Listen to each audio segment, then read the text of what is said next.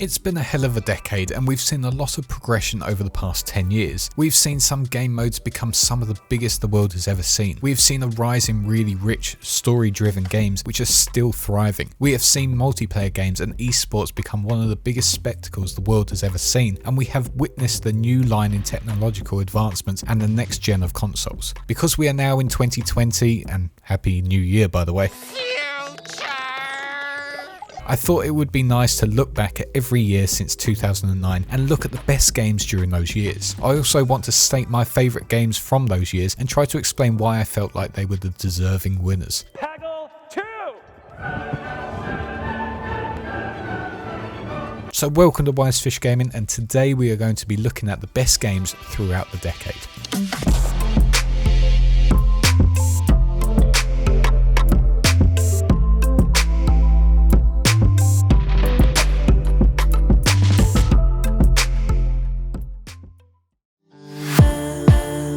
We start of course with 2009, a year that was pretty quiet for titles, kinda like 2019 was. I guess because 2010 was going to be a landmark year, 2009 didn't see as many big AAA titles release. It did however have some pretty good games. Modern Warfare 2 blew the world away with its incredible combat and award-winning multiplayer. It was arguably the best FPS game the industry had ever seen. With the Halo series coming to a somewhat closure in 2007 with Halo 3, it also had no real competition, especially as its only real rivals were Battlefield, who released 1943, and Killzone 2, which didn't really sell that well, and the same applies for Battlefield 1943. Modern Warfare 2 improved its multiplayer so much more than the first. Its single player campaign was incredible, and it really was a great all-round game that pushed the FPS genre into a new golden age. BioWare had come back after releasing their brilliant Mass Effect title in 2007 and revealed its new IP, Dragon Age Origins, a fantastic RPG that allowed the player to become this powerful hero that could form a team of characters and save the world from a grand threat. It was and still is one of the best RPG games out there, and even still it's the best Dragon Age games to date. The amount of player choice was vast, the world design was brilliant, its characters were interesting with some fantastic dialogue that was funny, interesting and really engaging, and it really pushed the RPG genre into new directions. It did also have some of the first signs of horrible DLC, but for the sake of this video we will leave that to one side, but it was there nonetheless. Batman Arkham Asylum was a real shocker of a release, as it actually turned a comic book license into a really interesting detective action game that had some really great combat and a gripping story. Its tone and setting was really dark and gritty, and its graphics were brilliant as well, and still hold up quite well to this date. But it really was a great game that had such brilliantly designed levels, and it's probably one of the best titles in the Arkham series. Uncharted 2 was released, and like with the first game was a grand hit for the PlayStation audiences,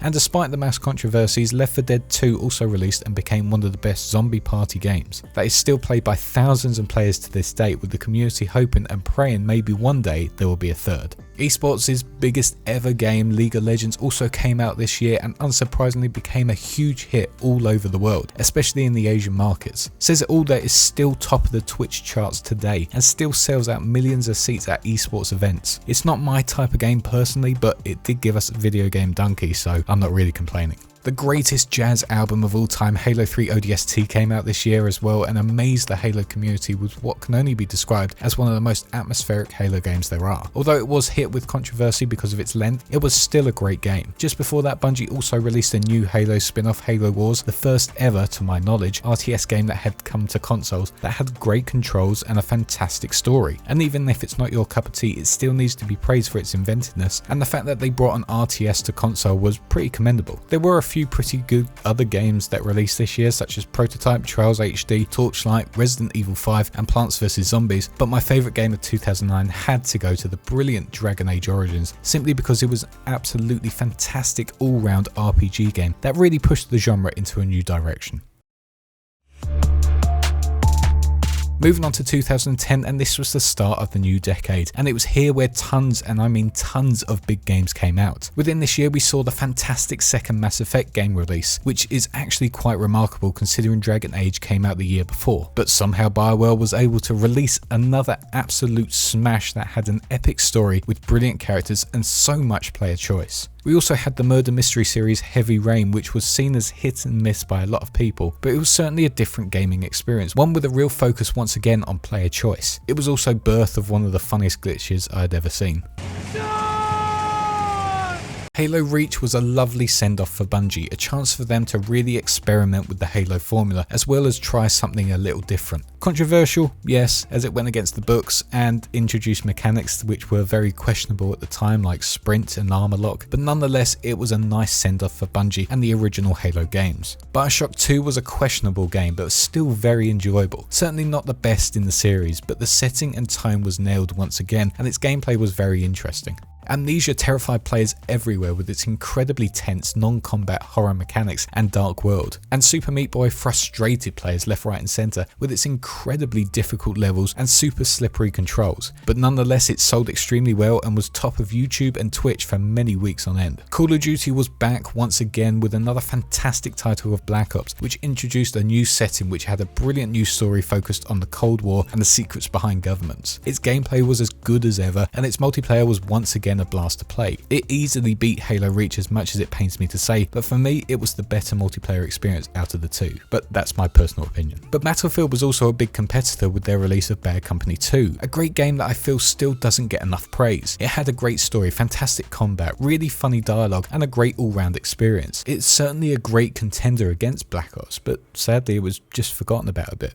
After the success of Fallout 3, Bethesda were back, teamed up with the fantastic small studio Obsidian, who were the original creators of the Fallout series, and in a matter of months released what can only be described as one of the best Fallout games out there, Fallout New Vegas. This title made for such a brilliant RPG as it included so many tabletop RPG mechanics to the game, allowing the player to approach certain quests in so many different situations. It really felt like a Dungeons and Dragons video game where you can experiment in every scenario. It also had one of the best stories out of all the Fallout games, and even to this date, despite its pretty poor graphics, still holds up as a great video game, one that I've spent hours playing. It's a shame Bethesda refused to pay Obsidian their bonus, but karma's a bitch, and I think it's fair to say that Obsidian are the better studio as of now.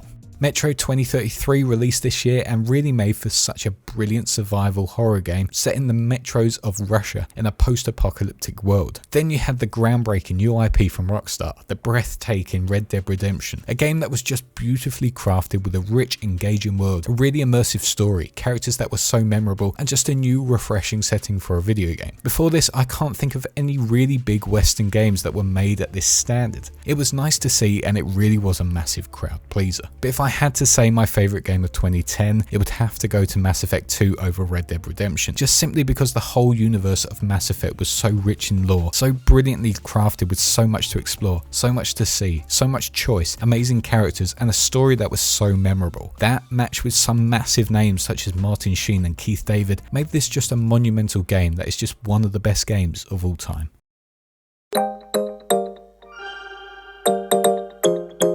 2011 was one of those years that I remember really well because it was the first year where I finally got a job and was able to finally buy games for myself with money that I had earned. Star Wars: The Old Republic was certainly one of the standout games that still stands out as one of the best Star Wars games of all time. It had an absolutely incredible story, it had some great gameplay, really brilliantly written characters, and just a well-crafted world throughout all of it. And if this series ever made a comeback, I don't think there would be many people out there that would complain. Batman Arkham City was the second game in the Arkham lineup and looked to do a lot of things differently compared to Arkham Asylum. This game took a more open world approach to its design, and although it felt not as fun to play as Arkham Asylum, it still held up as a good game because of its enjoyable combat and some really great levels that had some interesting puzzles, especially the Riddler ones. Not the best Batman game in the series, but certainly a good all-round experience. CD Projekt Red's Witcher series was back after 4 years with their new game Assassin of Kings. This took the original Witcher formula and completely revamped the combat to make it much more engaging for players. It had a brand new graphical update as well to make it stand out from the competition, and its all-round design was so much better than the first. Of course, once again its focus on story was its main focus, and once again it showed off how brilliant CD Projekt Red are at creating lore-rich games that have so much character to them. Again, Assassin of Kings is not the best game in the Witcher series, especially when you compare it to Witcher 3, but for its time it was yet again another smash hit that may have been overlooked in this year.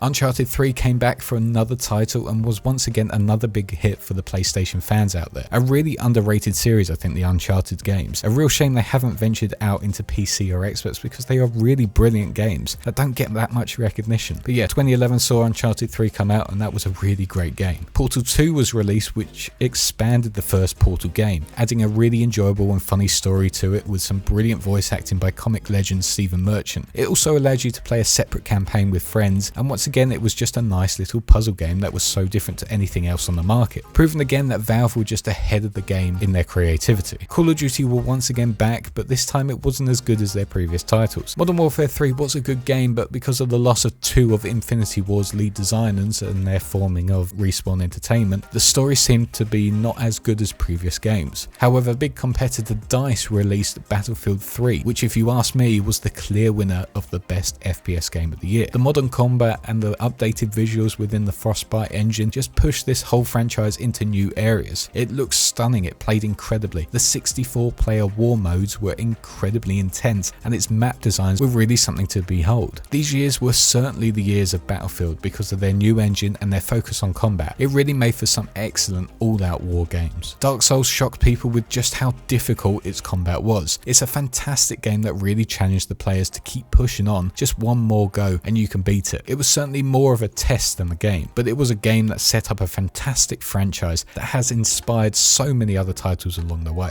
And speaking of new and inventive titles, Rockstar, following the release of their incredible Red Dead Redemption, released their intense detective game LA Noire, which brought in a groundbreaking new piece of technology that would go on to change the way we view storytelling in video games. The use of motion capture to see emotions during interrogations was so new and refreshing, and although it looks hilarious now at times, was really quite brilliant at the time. It wasn't the best game for its gameplay or open world design, but it certainly pushed the boat out in terms of its inventiveness, and it's really a brilliant all-round game that should definitely have a sequel by now. Minecraft was also a landmark game that to this day is still being played by tons of people everywhere. It allowed players to be extremely creative, it was extremely family friendly, and it actually helped out within education. It's amazing to see that the popularity hasn't dwindled, and it's really hard not to see why. But although those games I mentioned did something new and different or were just great fun to play, for me the game of the year had to go to Bethesda's best-selling game of all time, Elder Scrolls V Skyrim. This game was just incredible, and although it's hard to go back to now due to its pretty outdated graphics and combat and Bethesda's greed, it's a great game that I have played through for hours on end. Its world design was so detailed, with so many little paths all over the place, so many little things to see as you venture over the Nordic world. The cities had their own individual character, and all the stories had to be told. Questlines like the Mages Guild and the Thieves Guild were all really great to play through, as they all had really interesting characters, complex stories, and explained things that we had never seen before in the Elder Scrolls universe. Player choice again was crucial for this game, and it allowed players to play however they wanted, equipping whatever armor they liked, allowing them to pick professions that would maybe help them out during their journey, like blacksmithing or alchemy. I could go on and on about this game, but the level of detail within Skyrim was unbelievable, and it had so much replayability. Sure, it's a bit dated now, but you can't argue that this game wasn't a masterpiece and was massively loved by gamers all around the world.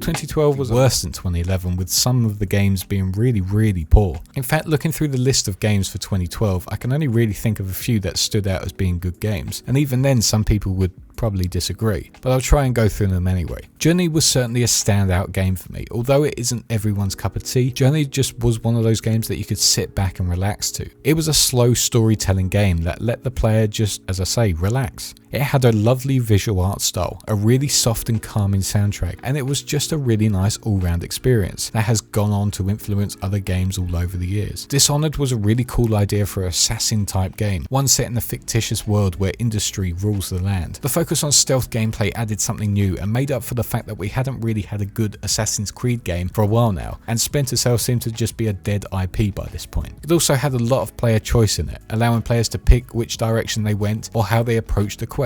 It was a great stealth game, and it was only boosted because of the Bethesda name attached to it, which was massive at the time. And speaking of Assassin's Creed 3 came out this year, which was fine, I guess. Another title that had updated mechanics and visuals, and a story that brought Ezio to to a nice conclusion. Nothing much to say apart from that, to be honest. It was a good game, but with Dishonored trying something new, for me that was the main focus out of the two. Halo made its comeback under the new studio of 343 Industries after only 2 years, and well, it was hit with lots of controversy because of its new direction. But despite the new art style, which wasn't popular, and some of the new mechanical choices, its story was really the selling point of the game, and love it or hate it, it certainly was one of the best isolated stories within the franchise. Gearbox's Borderlands was back and better than ever with a much improved story, some really great combat, a complete graphical overhaul, and one of the best villains written to date. A really great comeback for the series that showed a lot of potential from its first release. Telltale's Walking Dead series was a great spin-off from the TV series, which was actually fun to watch during this point, and the story they had following both Lee and Clementine was completely immersive and really tugged on the heartstrings. Shame it went and got cancelled during season 3, but that was Telltale's problem. Far Cry 3 was a massive smash, and again, like with Borderlands 2, had an incredible villain that was easily the series' best. But again,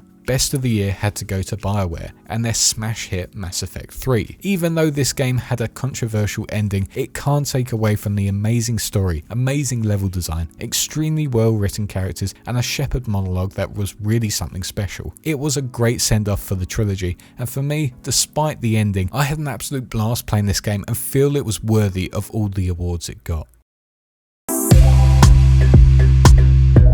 Moving on to 2013, and this is regarded as one of the best years for gaming of all time, and it's hard not to see why. This year was filled with tons of smash hits such as Rockstar's flagship series Grand Theft Auto 5 that allowed you to play as 3 extremely different characters who had all distinctive personalities. It was a great game, and even to this day it's one of the top played games on Steam and one of the top streamed games on Twitch because of its really enjoyable but sadly money hungry online mode. BioShock was back and bigger than ever with BioShock Infinite, a game that was my all-time love for so many years. It had one of the most complex, well-written, emotive stories I have ever played. Its mise-en-scène and tone to the game was so different than before, but it was so great to play, and although it was very different from the adverts at E3, the game was so much fun to play through again and again, and that story was just incredible. Arguably the best Battlefield game, Battlefield 4, came out this year, and although it had a sea of problems on release, when it was fixed, it turned out to be one of the best FPS games on the market. Its combat was incredible and so much better than Battlefield 3's, which was already at a high standard anyway. Graphically, it was spectacular again, and whilst facing Call of Duty's Ghosts, it was clear to me that Battlefield had the far better direction and was easily the top dog by this point, but again, that's my opinion. Crysis 3 pushed the boundaries in terms of graphical standards for PC, and still to this day is extremely hard to hit full ultra with a fantastic frame rate, especially in 4K. It certainly became the benchmark test for all PCs. If you could play Crysis 3 in high graphics,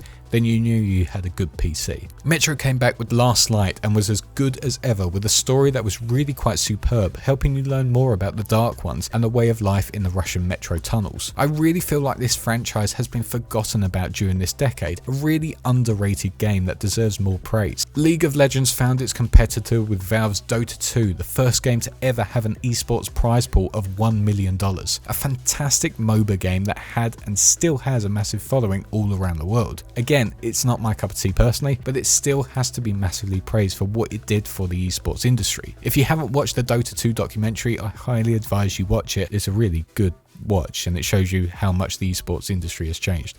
Papers, Please again was a new inventive type game that really played with the players' ethics, making them decide between who they let in at border control and their character's livelihood. It was a great test of character and is certainly a game that is a real challenge for anyone who wants to play games as the good guy. Stanley Parable was also another fantastic puzzle game that was extremely weird, funny and great to play. To be honest, I really got to go back and play that because I really did enjoy it back in 2013. You also had games like The Wolf Among Us, Rayman Legends, Saints Row 4, Dead Space 3 and The Tomb Raider, which were all great in their own ways. But the game of this year truly had to go to the game that broke all the records in terms of awards, grossed millions all around the world, and its second game is expected to be one of the best selling of 2020, and that game was The Last of Us. I won't talk too much about it as I've already made videos on the game, but this game just did everything right. It was fantastically directed, it had a story that was filled with horror, emotion, isolation, and so many other things. Its characters were truly memorable, and graphically it was a real spectacle, especially when it came to PS4. It was a truly brilliant game that deserved all the Game of the Year awards it got, and it's easily one of the best games of the decade as well. It's hard to top 2013 really, but 2014 looked to be a good year. The new generation of consoles had come in, so to some extent the games were pushing boundaries in terms of their technical abilities. But sadly a lot of titles were average on their releases and didn't live up to the hype. Destiny was a complete flop due to its awful story and real lack of any meaningful content. Call of Duty Advanced Warfare was pretty average, and its only real saving grace was Kevin Spacey, but unfortunately now, due to his reputation, even that's kind of ruined. Elder Scrolls Online was a mess of a game and a real letdown to the Elder Scrolls series, which had been on a high since Skyrim's release in 2011. And Assassin's Creed Unity was an extremely buggy mess that even to this day is remembered for that launch. And whilst Titanfall was a great experience, its launch did find that there were a real lack of content to help its longevity. But there were a few games that were really great fun to play. Mario Kart 8 was a great crowd pleaser as it had the brilliant kart racing mechanics we had all come to love, as well as some brilliant new visuals. Just a great party game that is still fantastic to play on the Switch. I just wish they'd make a new one now, to be honest. South Park The Stick of Truth was an absolutely hilarious RPG game that pits you in the town of South Park pretended to be these saviors in a D&D type world. It was so South Park in its writing and really paid respect to its license. The turn-based combat was actually really fun as well, with some moves that were just outright hilarious. You just gotta love South Park, and kudos to them for making a great turn-based RPG. Valiant Hearts was a really emotive experience as you play as a French soldier during World War I. It's a really chilling adventure that was backed by a beautiful soundtrack that, even if you don't like games, will have you feeling so many emotions when listening to it. Now it's on Switch, it's even more of a brilliant game to play through.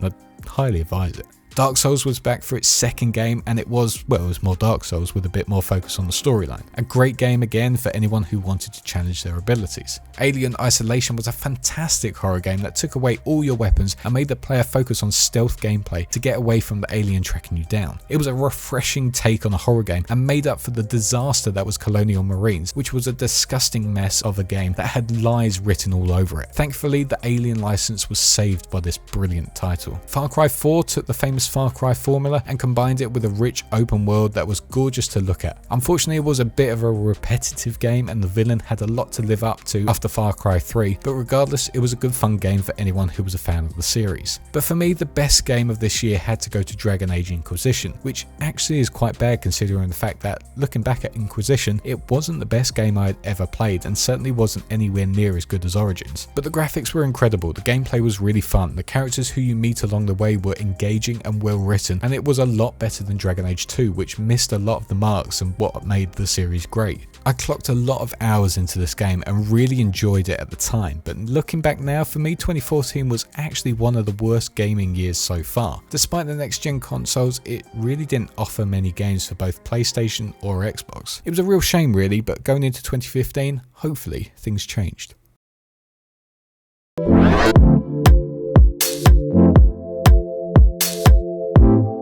Thankfully 2015 had some fantastic titles this year, but again like with 2014, some games had been victim to the hype and were complete failures. Evolve had little to no content, and even though it was praised left, right and centre by critics, for players it was such a letdown with some disgusting microtransactions in it. Is that blue? Is that fucking blue?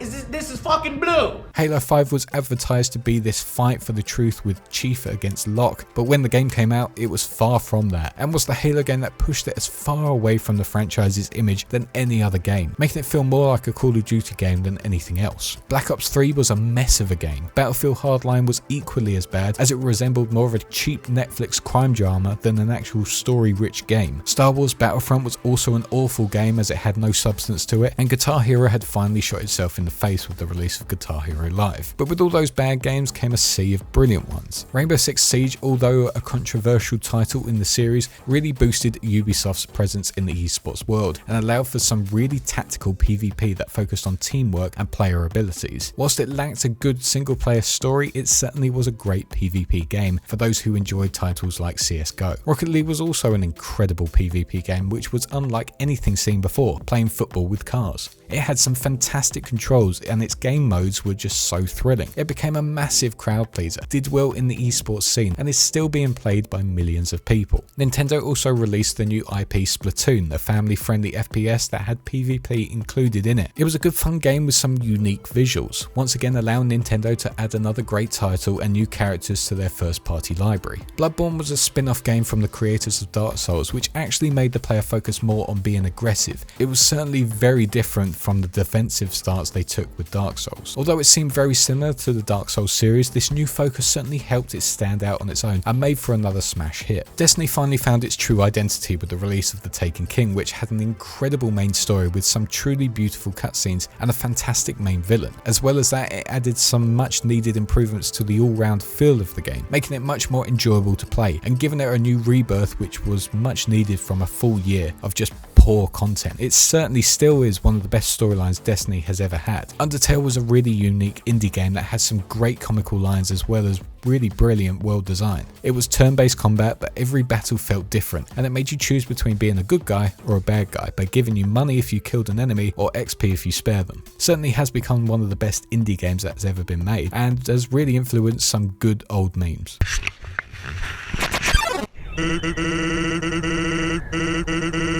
Another indie game that was brilliant was Her Story, a full motion video game that looked at interview tapes of one lady in a police room. Through these videos, your goal is to piece together what happened within the story. It was a really great experience, and its piecing together of the story is actually really immersive. It certainly helped the full motion video genre massively and helped influence some great titles such as PlayStation's Erica, which came out in 2019. Ori and the Blind Forest was such a relaxing game to play through, but a really challenging one at times as well. It also had a main story which was quite emotional at times, especially at the beginning. It was visually amazing to play through as well, and I just can't wait to play the second one. The Fallout series was back with Fallout 4. Although looking back now, I'm not the biggest fan because it dumbed down the series. At the time, I clocked hundreds of hours into the game. It had improved combat, better looking visuals, although not the best, and some of its quests were really enjoyable. Classic Bethesda hitting it big time once again, and even though, as I say, I'm not the biggest fan of this game anymore, at the time, it was a blast to play through. Arkham Knight was finishing its Arkham trilogy, and although this certainly wasn't the best Arkham game due to its overwhelming focus on the Batmobile, it still had a pretty good story and improved combat. As I say, it's not the best game, but there were quite a few good things about it, and it was fun to play through.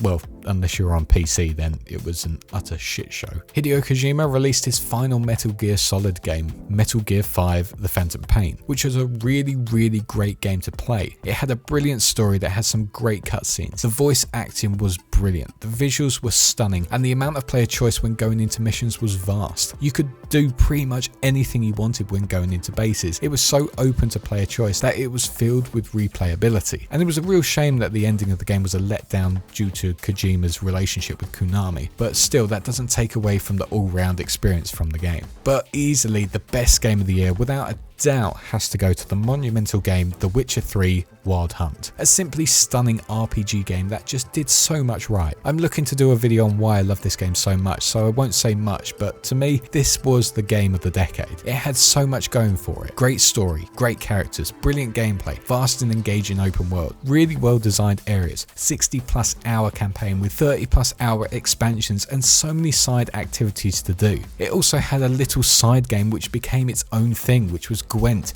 a really unique card game. There's so much love about this game, and it's so nice to see that because of its TV series, its player count is now at an all-time high 4 years after its release. An amazing game, truly one of the best of all time as well.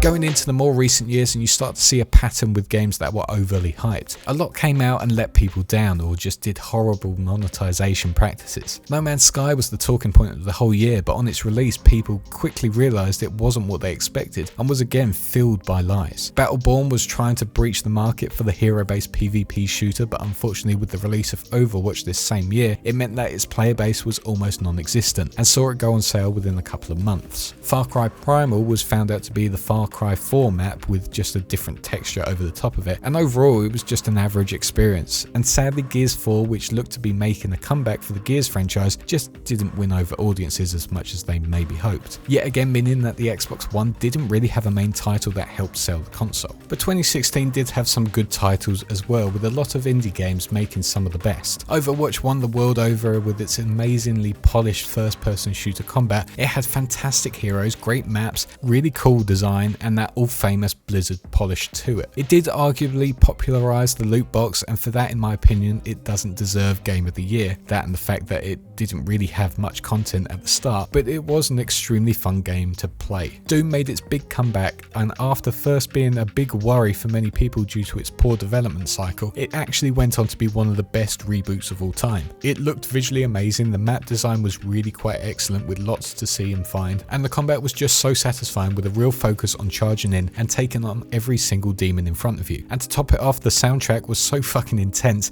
and awesome. It was a fantastic game and certainly one of the best this year had to offer, and here's hoping that Eternal is just as good. Indie games such as Super Hot, Stardew Valley, Firewatch, Darkest Dungeon and Inside were all really new and inventive titles with some really great mechanics. Darkest Dungeon, for example, saved the game as soon as you made a choice, forcing you to live with every choice you made instead of going back and trying again and again. And Super Hot only moved time forward when you actually move, making for some really interesting gameplay. It was really great to see some of the big indie games make their mark on the industry and were certainly some of the best games within this year, especially Stardew Valley, which is still one of the best sellers for the Switch and is so relaxing to play. Dark Souls 3 was back for its final title in the trilogy, and what else can I say? It was more Dark Souls. It looked better, it played mostly the same, and it was good fun for people who like these games. Dishonored was back with Dishonored 2 and better than ever, with much better features, much better gameplay, better visual style, and its wide variety of choices on how to handle situations were vast again. Its story was pretty good as well, and it really was great to see that this title could come back as strong as ever. But one of the biggest titles was certainly Pokemon Go, a game that I wouldn't usually talk about, but it's hard not to ignore considering it was everywhere. It was huge on YouTube and Twitch. It made national and international news, and it was hard not to see everywhere you went. It was great fun, I got to admit, and it encouraged a lot of people to go out and explore whilst playing the game, and for that reason it was a brilliant idea. Titanfall was back with Titanfall 2, which for me had some of the best FPS level designs I had ever seen in its single player story. It also had some of the best feeling combat for a long time. For me it felt like what Call of Duty was aiming to be, but Respawn were the first to do it and get it right. Not surprising really considering it was made by the guys that made Modern Warfare 2. But for me Titanfall 2 was really underrated, and it was such a shame that it didn't get the praise it deserved thanks to the terrible marketing from EA. A really great shooter and one of the best shooters from the last decade in my personal opinion.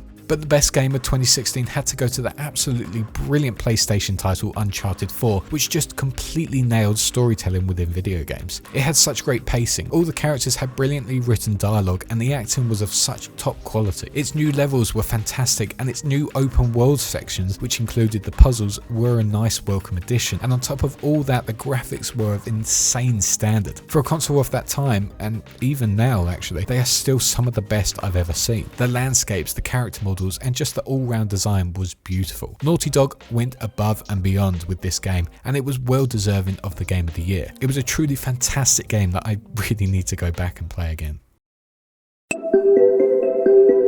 2017 was another pretty big year for games. I wouldn't say it was the best, but it certainly had some great titles. PUBG, or PlayerUnknown's Battlegrounds, became the world's most popular battle royale game and dominated that market, pushing H1Z1 to one side. The fight to be the best became the new game mode of choice, and although it wasn't the first game to do battle royale, it certainly was one of the ones that popularized and helped it become one of the biggest genres today. Fortnite then quickly followed suit with Save the World, but it was its free-to-play battle royale that helped it become the top game in the world, and even to this date still tops the Twitch charts. There was so much to love about the game, as it was family friendly, had a unique art style and was really fun to play, especially as the meta was changing every couple of months. Although it was hated by loads of people, it's hard to deny that Fortnite was a game changer in its field. Bethesda had come back with another hit title of Prey, which was a really creepy sci-fi horror game that played around with some really interesting mechanics. It had some really fun gameplay, and it was just another great title from a company who could do no wrong for now. Nier Automata was a very unique game that had an extremely minimalist art style and an oddly designed world that was really fun to venture around in. Its combat was pretty great as well, and it's certainly a game that was massively overlooked, which is a big shame as it's certainly one of the best games of this year.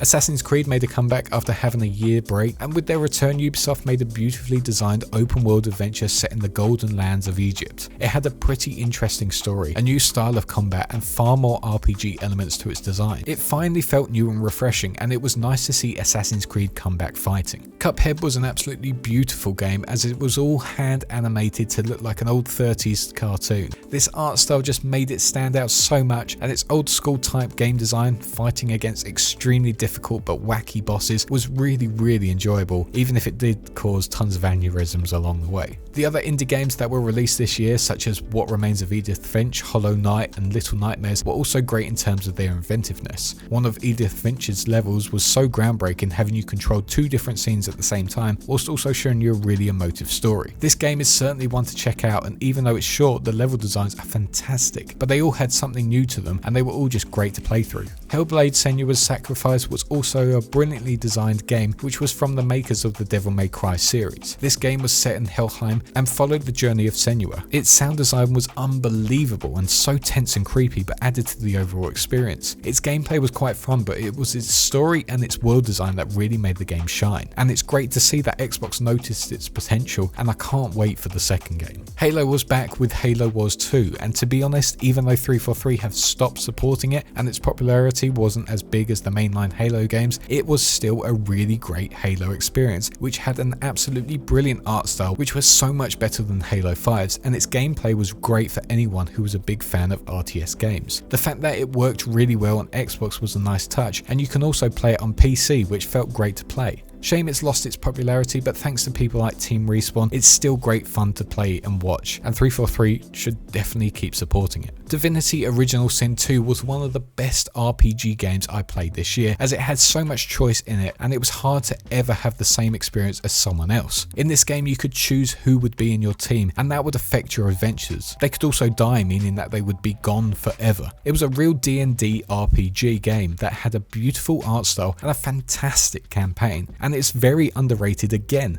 but a truly brilliant game. PlayStation was also back with another monumental release, which was Horizon Zero Dawn, a sci-fi post-apocalyptic game where humanity has gone back to being in tribes. Its focus on combat with mechanical animals and monsters was really gripping, and again it was just an all-round fantastically designed game that deserves all the praise it got. It didn't have the best facial animations, but its world design visually was gorgeous, and its Nordic themes were a nice change in pace. But although there were a lot of successful indie games and PlayStation's standout Horizon Zero Dawn, this year was definitely won by Nintendo and their Switch titles. Not only had they released Splatoon 2 this year, which was like a more polished version of the first game, they also went and released Zelda Breath of the Wild and Mario Odyssey, which both to me deserved Game of the Year. They both took their franchises into new directions. They were incredibly fun to play through, their art styles were beautiful, gameplay felt so much fun to play, and just all round they were fantastic games. Two games that really helped sell the Switch. You can tell that because they are still full price on the eShop as well. These two were fantastic games, as I keep saying, and Nintendo really won 2017. I won't talk much about 2018 as I have a best of 2018 video up on my channel, but 2018 was another great year for gaming with some massive titles such as Red Dead Redemption 2, God of War, Assassin's Creed Odyssey, Monster Hunter World, Super Smash Bros. Ultimate, Detroit Become Human, Marvel's Spider-Man, Shadow of the Tomb Raider, Far Cry 5, Overcooked 2, Shadow of the Colossus and Hitman 2. But it also had some absolutely amazing indie games that were fantastic to play through, such as Gris, Celeste, Return of the Obra Dinn, Subnautica, Florence and Beat Saber. It really was a fantastic year for gaming, with for me the clear winner being God of War for its just all-round amazingness. As for 2019, well, I just released the best of 2019 video, so if you want to see what I thought of this year, go check that out. But let's just say it wasn't the best year for games, but it certainly had a few gems that will be remembered. And there you go. That is the best years throughout the decade. It's been a hell of a decade, and it's certainly shown me how far we have come in the industry. In a good way and in some ways a bad way. But anyway, let me know what you think, and apologies for this being an extremely long video, but I thought it would be nice to go back each year and look at what games came out during those past 10 years and what were considered the best ones out there. Thank you so much for watching, and again, as I say, I know this is a long video, but thank you for spending the time and watching it. I appreciate it, and hopefully you enjoyed it. If you're new here, maybe hit that subscribe button for more videos, and let's aim to get at least 15 likes on this video. Thanks again guys, and I shall see you next time. Cheers guys.